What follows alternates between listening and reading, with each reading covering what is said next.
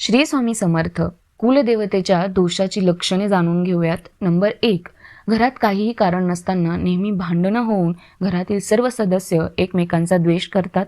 Number 2. कुटुंबात काहींना कुठला तरी आजार सतत चालू राहतो किंवा किरकोळ आजार बळावून राहतो. आर्थिक आणि मानसिक हानी होते.